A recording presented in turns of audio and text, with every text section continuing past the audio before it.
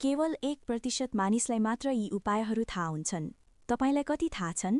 1. काँडा, स्प्लिन्टर। छिर्यो भने सुईले खोतल्न नखोज्नुहोस्। यसले दोस्रो संक्रमण हुन सक्छ।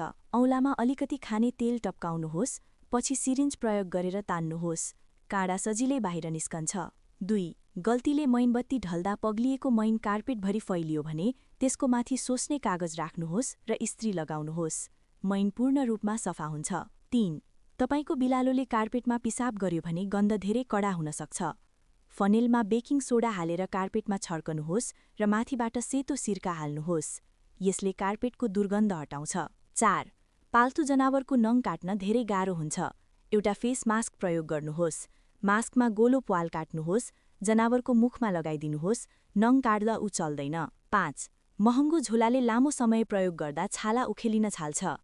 त्यसको स्ट्र्यापमा रेशमी स्कार्फ बेर्नुहोस्, यसले सुरक्षात्मक तह बनाउँछ। झोला अझ टिकाउ र सुन्दर देखिन्छ। 6. धेरैले डाडु भाँचिएपछि फालिदिन्छन्, तर त्यसमा पेय पदार्थको प्याकेट बेरेर तातो पानीमा डुबाएर खुम्च्याउनुहोस्। डाडु फेरि प्रयोग गर्न मिल्छ। 7. प्लास्टिकको बोतल आधा काट्नुहोस्, त्यसलाई खाना राख्ने झोलाभित्र राख्नुहोस्, यसले खानालाई राम्रोसँग सिल गर्छ। 8. काठको ह्यान्डलमा धेरैवटा बोतलका ढकनीहरू जडान गर्नुहोस्, दुवै छेउमा फिट गरेपछि यसलाई छिल्ने, पिलर, उपकरणको रूपमा प्रयोग गर्न सकिन्छ।